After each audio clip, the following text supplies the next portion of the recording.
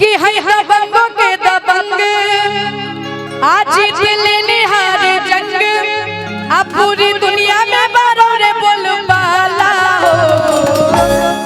तो जिया जिया हो बिहार के लाला हो जिया जिया हो बिहार के लाला हो जिया जिया हो बिहार के लाला ओ है दबंगों के दबंग जीत ले निहार जंग ओ है दबंगों के दबंग जीत ले निहार जंग अब पूरी दुनिया में बारों रे बोलबाला हो जिया जिया हो हीरो एजेंसी वाला कि पापा के कन्हैया वाला मजा नहीं ठेकार नजर न लागेरा हमारा परिवार पर नजर न लागेरा जी हमारा परिवार पर पापा के कन्हैया वाला मजा नहीं ठेकार पापा के कन्हैया वाला मजा नहीं ठेकार नजर न लागेरा हमारा परिवार नजर न लागेरा हमारा परिवार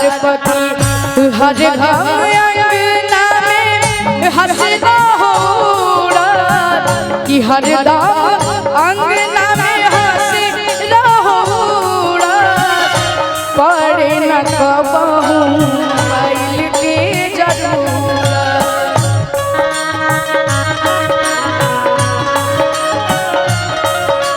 और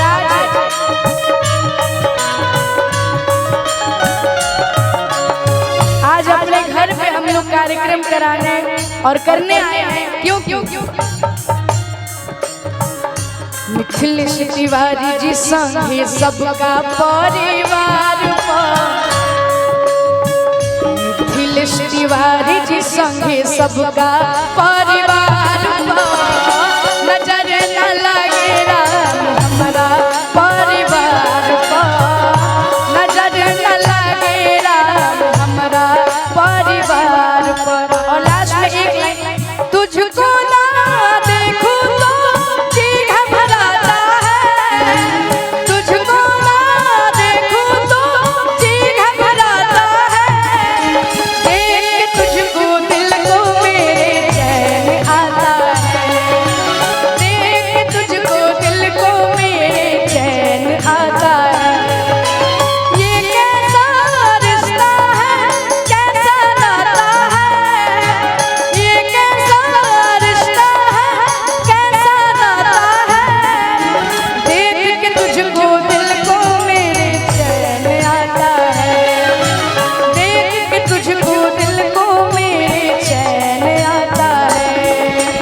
देख के तुझको दिल को मेरे चैन आता है देख के तुझको दिल को मेरे चैन आता है और लास्ट में अंशुमान भैया के लिए एक लाइन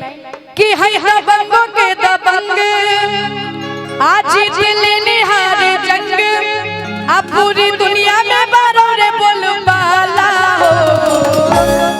तो जिया जिया हो बिहार के लाला हो जिया जिया हो बिहार के लाला हो जिया जिया हो बिहार के लाला ओ है दबंगों के दबंग जीत ले निहार जंग ओ है दबंगों के दबंग जीत ले निहार जंग अब पूरी दुनिया में बारों रे बोलबाला हो जिया जिया हो हीरो एजेंसी वाला जिया जिया हो हीरो एजेंसी वाला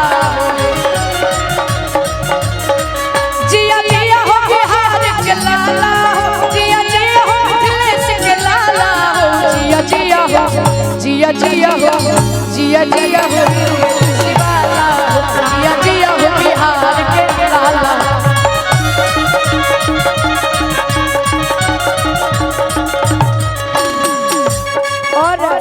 एक लाइन हमारे मोदी जी के लिए देशवे ललिहाले जनामा भुलैया मोदी जी के नाम सबे लली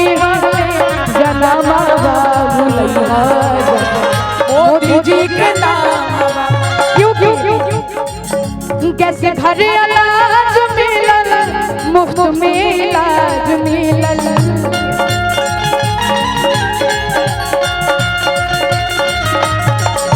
कैसे घर अनाज मिलल मुफ्त में इलाज मिलल। राम जी के मिलल अयोध्या धाम भूलैया मोदी जी के नाम। सबे लली जनमा भूलैया मोदी जी के नाम। सबे लली जनमा मोदी जी के नाम। और इसी में भाभी वाली मैया की धरती पे हम सब बानी जाम का पावन धरती पे तही में मैया की खातिर एक लाइन कि माई के मंदिर मन भावन अकेला पावन हो। माई के मंदिर मन भावन अकेला पावन हो। मैया रौरा जैसन नाम यारिया रौरा ममता के सागर। मैया रौरा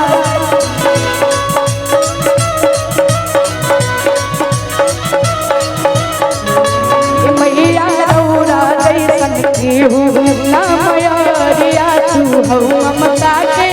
सागर।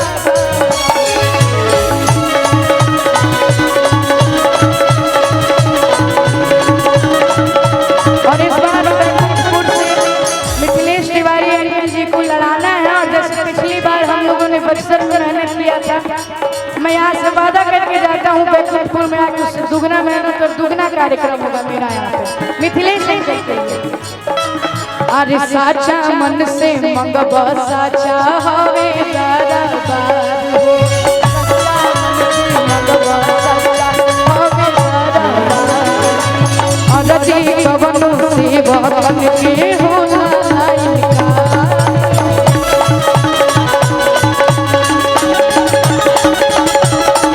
और एक बात और, हमारे बचपन में जब अंकल जी चुनाव लड़े थे, परिणाम जो भी आया लेकिन जो हमारे बक्सर में विकास हुआ हारने के बावजूद, तो मैं ये सोचता हूँ जीतने के बाद कितना विकास होगा। लेकिन इस बार बैकुंठपुर से आप सबका आशीर्वाद चाहिए कि मंगवा जे मिली तो हके अनधन मंगवा